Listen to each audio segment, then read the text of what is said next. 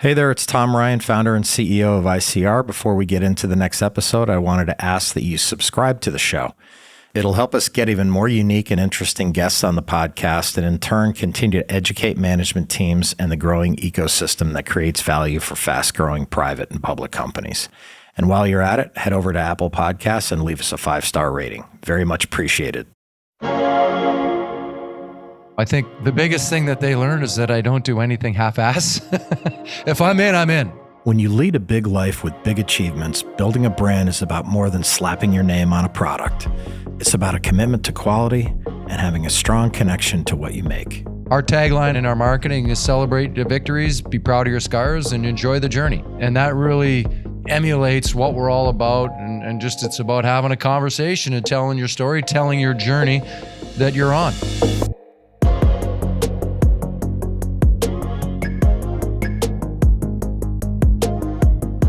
Being a public company can be hard. Small missteps can have outsized consequences. I'm Tom Ryan, founder and CEO of ICR, and over the last 20 years, we've helped thousands of companies understand and navigate the stock market and the media. We'll demystify these and other increasingly complex stakeholder groups so you can focus on what you do best, building your company and unlocking your true potential. This is Welcome to the Arena.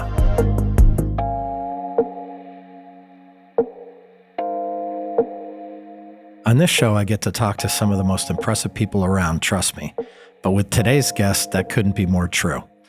As a bonus, our conversation combines two things I'm a huge fan of, the NHL and whiskey, so I'm extra excited.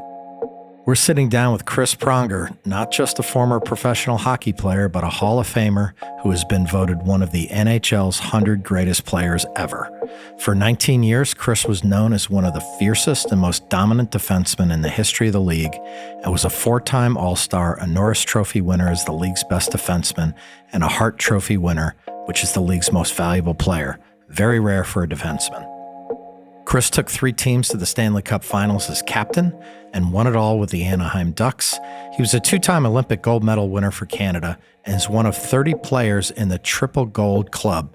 That is an IIHF World Championship, Olympic Gold, and the Stanley Cup. Chris is a great family man and a hardworking entrepreneur, launching, among other businesses, The JRNY, a 100% Canadian rye whiskey with his brother Sean. And that's our focus for today's conversation, with a bit of hockey thrown in as well. Let's enter the arena, although I'm scared, with Chris Pronger.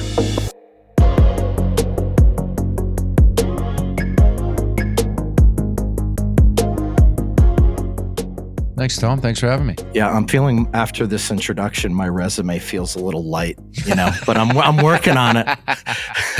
I'm working on it, man. Hey, let's start out with a little bit about your career. You were drafted 2nd overall in the NHL draft by the Hartford Whalers. I live in Connecticut, so I used to be a Whalers fan. Did you take being drafted number 2? I know how like most professional athletes, they take it as a slight and use it as motivation. Did you kind of use it as motivation? A little bit. So Ottawa was picking 1. San Jose at the time had the 2nd pick. Obviously, as you know, I went 2nd overall to Hartford. They made a trade up in the draft. They were picking 6th. Tampa had 3. I think Florida had 4, and then Anaheim had 5, and then Hartford had 6. And they made a trade up to number 2 to pick me, knowing all along that Ottawa was going to take Alexander Daigle at number 1. Yeah, who? They had I think they had him signed even before the draft. So interesting. I think I knew I wasn't going number 1, so it was just a matter of the jockeying for position. And San Jose had kind of spent the full year locked in on Victor Kozlov, who at the beginning of the year was rated number 2 and had kind of slipped a little bit in the draft. And they had kind of pushed in that they didn't need another defenseman, and they wanted Victor Kozlov, so they were willing to trade down. He had kind of slipped further down in the rankings, and Hartford was able to kind of trade up. They kind of held the cards with their draft position with San Jose, knowing they could get the player they wanted and then add some assets in the process. When you got to the league at that age, what was it like to play with these bigger, older, kind of probably a lot faster players? Like, did you feel like you belonged right away, or did you have to make a lot of adjustments, or was it just like kind of panic right off the bat? Like, wow, I need to elevate things? No, I think playing a couple years in junior hockey and playing against very high draft picks. My first year in junior, I got to play against Eric Lindros, who had gone first overall in the draft the previous year.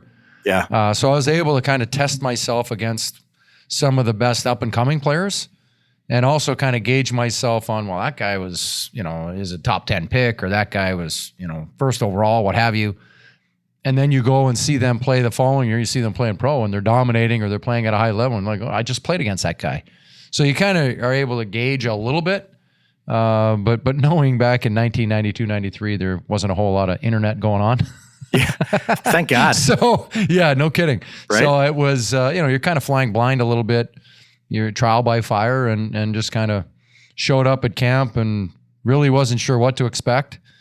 And just figure it out. Yeah, you kind of figure it out, learn on the fly, so to speak. And had a great mentor in Hartford, Brad McCrimmon, who had a couple years prior had mentored Nick Lidstrom with the Detroit Red Wings. So big learning curve on a number of fronts, but more just living on your own, understanding how to be a pro. Well, you played for a few different teams in your career and you won it all with the Ducks. What made that team so great? I always feel like the NHL playoffs are like the greatest thing to watch ever. And it just seems to me as like a outsider looking in, like the difference between the teams is so minute, like everybody is good, everybody's skilled, everybody's tough. Like what made that team different when you guys won it?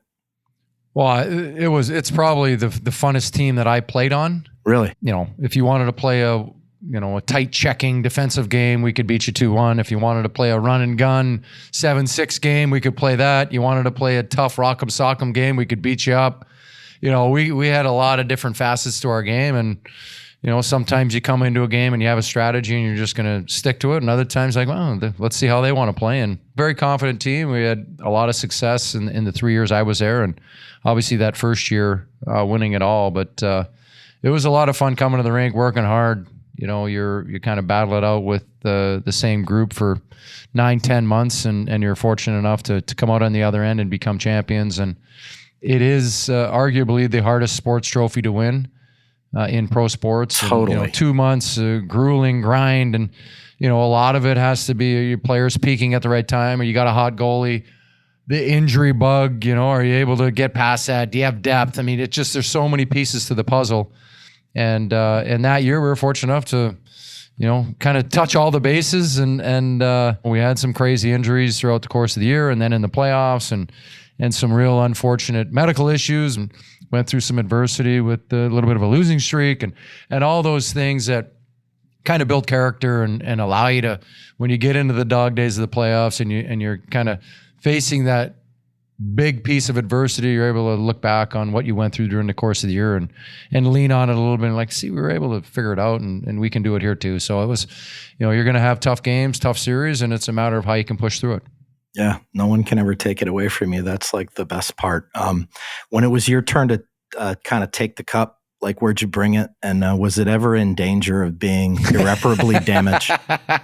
No, actually, I had it a few times. I had a party at my house probably a week or two after we won, just with, my parents and my kids, and just nice little tight knit group. And he got there with the cup and immediately started taking the whole thing apart and pieced it back together. Needed to put a wedge here and a wedge there just to hold it together. I don't think people realize what is keeping that thing in place and holding it together. But if it was to fall apart on someone, there would be a lot of shrapnel flying out, that's for sure. Oh my God. Who's the most skilled player you ever played against? Oh. I was fortunate enough to play in a couple different eras and play against some amazing players. I mean, the one for me, he was in his prime, was Mario Lemieux. He's huge, right? Isn't he your size? Yeah, he's like 6'4". I'm 6'6". He's 6'4", big man, but he can skate. And you don't realize how powerful of a skater he is. You don't realize he's coming on you that fast. You just all of a sudden, holy shit, he's already here. Yeah, he's like gliding around. Yeah, right? He's gliding and just a strong, powerful stride, and everything's under control, very smooth, very skilled. I'm just waiting for you to make your move. And then once you make your move, then he's going to either dish it or, just very composed. And so it would have been scary to see his stats if he was able to stay healthy his whole career. Yeah, Gretzky-esque for sure. Like, I think he still has the most points per game on average or something. How about as a teammate? Who was like one of the greatest players you ever played with? That's a good question. I was fortunate enough to play. I got to play with Wayne Gretzky my first year in St. Louis. I got a chance to obviously play with Brett Hull.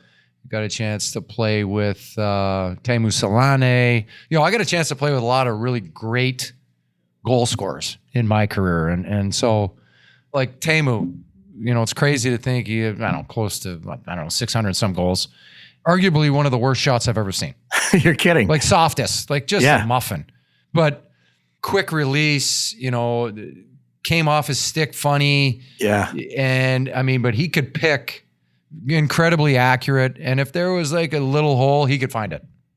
And so, he just had a knack for it. And I think a lot of it goes to his speed. Like he's coming down so fast on the wing that the angle is changing so quickly on the goalie. Yeah. And I think a lot of times it just caught the goalie off guard with how fast he was going down the wing or to the net, what have you. And I think that really affected the way the goalie played it.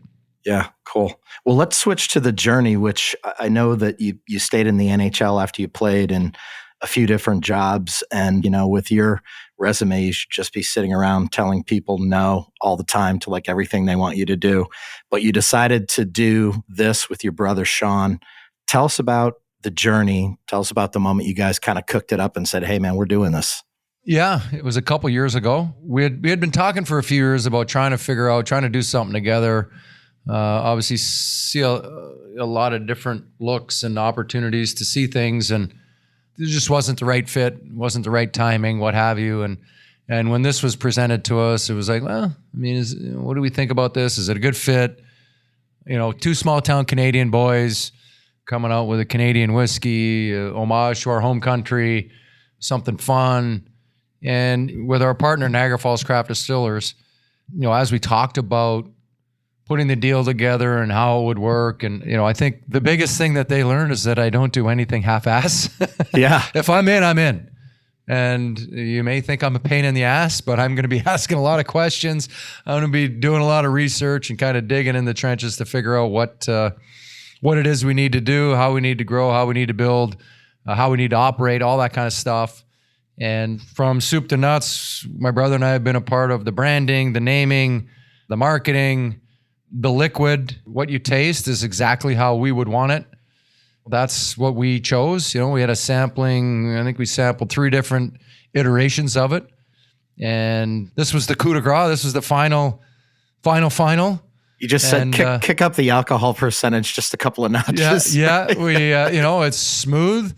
We wanted a whiskey for everybody. And, I think one of the things that we'd always heard from people, longtime whiskey drinkers ourselves, was, a lot of people didn't like the burn. Yeah. Didn't like that harsh, sensation in their throat and stomach. So we got rid of that. And a byproduct of that, we got a little extra spice in the whiskey, and it's incredibly smooth. The first thing we hear anytime anybody ever tries it is, wow, that's smooth. Yeah. And then they start talking about the flavor profile, and, it's got a little bit of spice, a little cinnamon, a little bit of sweetness to it, but how it kind of sits on your palate. And a friend of mine always says, well, you just got to get them to the third sip. That's the closer. Once you get to the third sip, it's been sitting on your palate. The flavor profile takes hold, and it's just super, super smooth. And we're excited about it. It's getting really good reviews, and, it's just a matter of us getting out in front of people.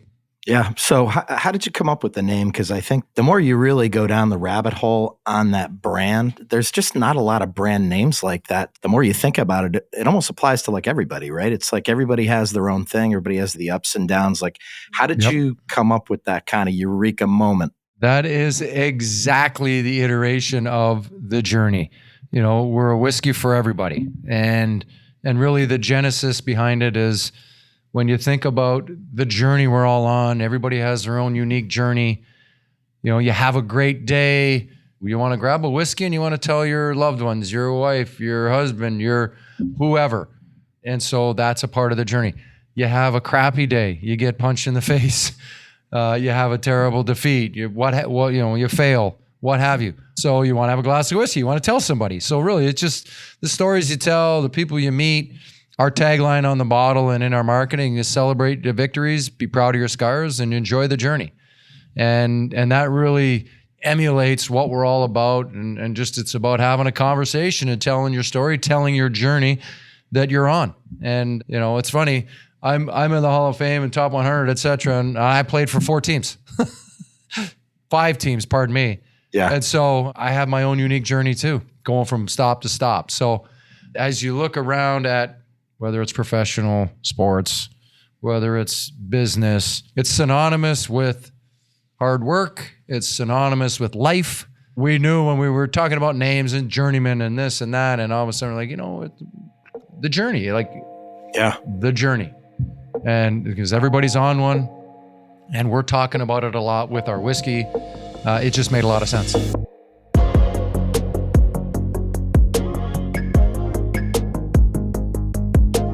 A big part of the Journey story and appeal is how it's made. Chris and his brother wanted a high-quality product with a strong Canadian connection, so they partnered with Niagara Falls craft distillers to create something very special. We're a premium Canadian whiskey, and that was important to us too. We wanted to make sure we were putting out a good product. Niagara Falls Craft Distiller is based in Niagara Falls, Ontario, Canada, hence the Canadian whiskey part. Our whiskey is 3 years in a day in an American oak barrel, and then 3 months in a proprietary second barrel to give it that smooth finish, add a little spice to it. They've been a great partner. They make it for us, they bottle it, they ship it, they do all the back-end logistics stuff, and we're kind of the forward-facing marketing, branding part of the business, and they've been incredible to work with, and we're super pumped to kind of bring our new school Canadian whiskey out to the masses and have people try it. Yeah, well, you can't succeed unless you have a great team. I know this isn't like a celebrity brand. You and your brother Sean are just kind of opening the door for this great product. Your job is partially, marketing the brand. How are you approaching all of the marketing for it? What do you think is the most impactful? Like when you think about, all right, hey, I'm planning out my next month. What am I going to do here? How am I going to get these doors open? Yeah, I think the biggest thing is, as they say in the liquor business, liquid to lips. It's really just about getting people to try it. Obviously you've got a lot of people that, have their favorites and are pretty reticent to switch. And it's just a matter of presenting them an option. And we're at a great price point. As I've gone around and had bartenders and bars try it, I usually bring a bottle or 2 everywhere I go. Right. They're like, this guy has a problem. Yeah. And when I have people try it, they're like, wow, now that there's this big bourbon rush here in America, everybody, and you go to the store and bourbons are anywhere from $60 to $120 a bottle. And when they ask me how much ours is and I tell them it's $25, they're like, huh? Way smoother, everyday drinkable product. And I think that's also something we wanted was we didn't want to be a collector's item. We're not a celebrity brand in the regard that people might think.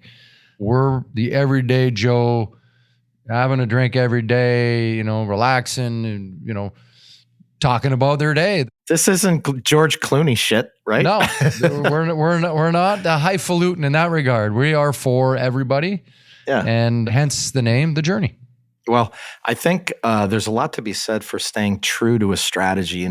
Like in my business career, I've seen, hey, bourbon's hot. Let's do something really fast and push into that crowded marketplace. And then of course, no one makes money when everybody is chasing it, and you kind of stay off to the side and do your thing. And eventually the market recognizes you, but that's a byproduct of a lot of hard work over a number of years. So yeah, it's funny. 2 years ago when we started the process, the exciting part for us, number one, we were whiskey drinkers, Canadian whiskey drinkers. And number two, nobody was in the Canadian whiskey market. And, it was the same old stuff. So we're like, this is perfect. We want to, bring another option to the category and a better option in our view. So, and now since then, there's been a couple more entrees to the marketplace, but it just brings more eyeballs to it, which is great. It gives a little bit more publicity to the product and that Canadian whiskey marketplace. So the more the merrier. So where can people buy this who are listening? Online, go to our website, thejourney.com, TheJRNY JRNY.com. We are live in stores in Missouri, South Carolina, New York, Ontario. It takes a really long time to build this stuff up. It seems like you've made a lot of progress. We have. And we'll be in Alberta next month. In the new year, we'll be in BC and Manitoba. And then we're working on a deal in Texas, Southern California, and Florida. It does not happen overnight, as you said. So it's just a matter of us getting out there, one person, one bar, one store, one city, one county, one state at a time. Your life could be worse, right? But seriously, though, like somebody once told me, I started my company in 1998. Here we are 25 years later. Somebody once told me that success is like rust on a pipe. You don't kind of see it while it's happening. And then kind of every once in a while, you kind of look and the rust is crept, along the pipe a lot. And I think it's a good visual because, talk about the journey. When you're starting anything, it's always kind of one step forward, two steps back. And you're like, oh God, all kinds of problems, but you got to power through that shit.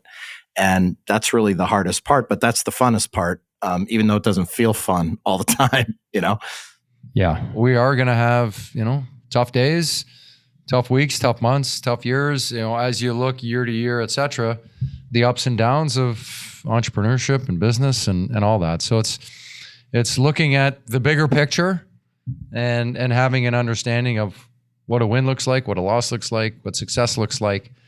And at the end of the day, slowly kind of keep grinding and put the work in.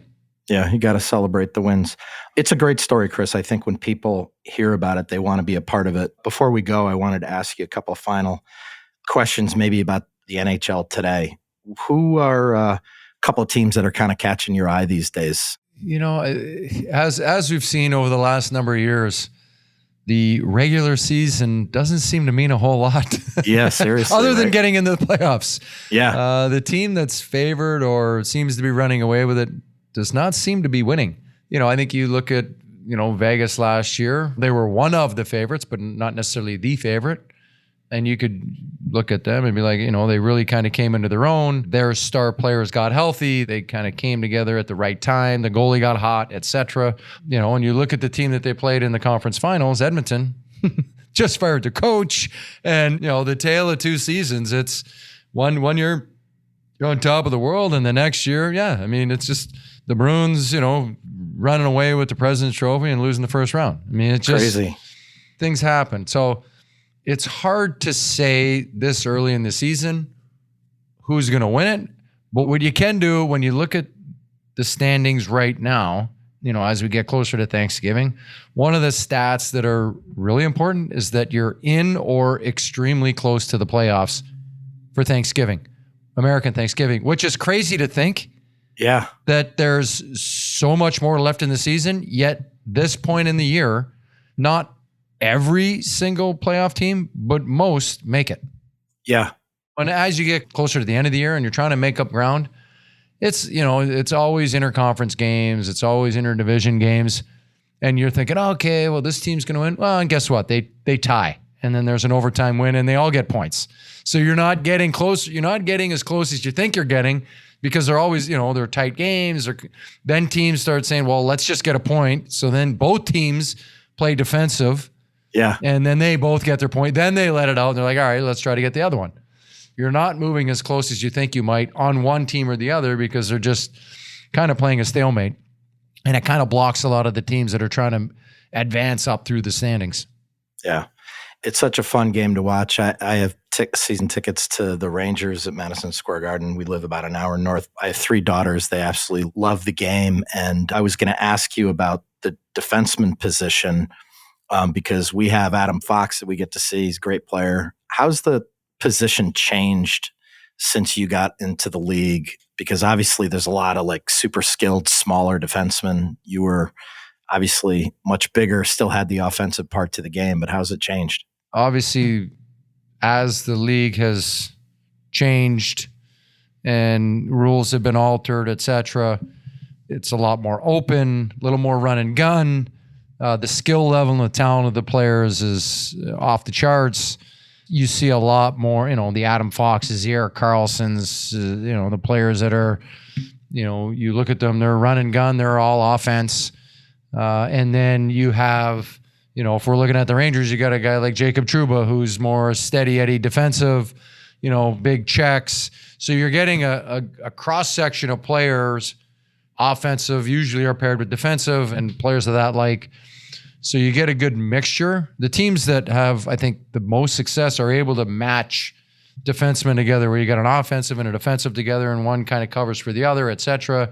The other guy can give it to the offensive guy, and they can make plays and do things from there. So it's kind of a good yin and yang. And then you get some teams where they just have a good balance. They might not necessarily have a big, offensive producer like those two guys, but they'll have somebody pretty steady, 50, 60 points and is able to defend and is able to play in more situations and kill penalties and be on the ice in the last minute and on and on and on. And where does that look inside of their makeup of their team and their roster and salary cap and things of that nature? So there's a lot of moving parts when you're building out these teams. And, you look at Cale Makar in Colorado. You could argue that he's probably the most well-rounded defenseman in the league right now, just with his offensive prowess and his ability to defend and how well he defends. We'll see how it plays out. You got a lot of good young players coming up through the system, learning the game, gaining experience, and now they're getting ready to kind of take that next step.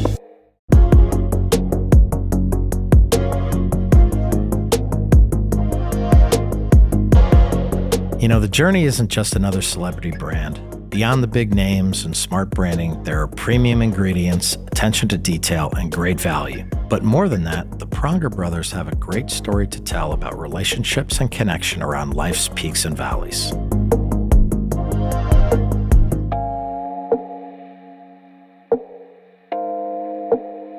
At Welcome to the Arena, we're working really hard to bring you exciting guests and great content. If you found this episode insightful, subscribe to the show on your podcast app and leave us a 5-star rating. The more the show grows, the more interesting voices we can have on the podcast.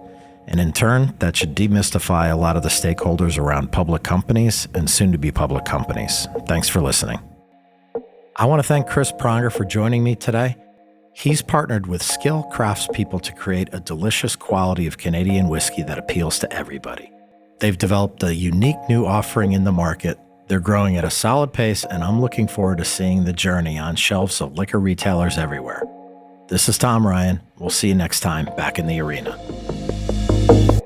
References to specific stocks are not intended to be recommendations for specific trading behavior. Comments presented on this podcast are intended for informational and educational purposes only, and do not represent opinions or recommendations on whether to buy, sell, or hold shares of a particular stock. All investors are advised to conduct their own independent research into individual stocks before making a trading decision. In addition, investors are advised that past stock performance is no guarantee of future price performance.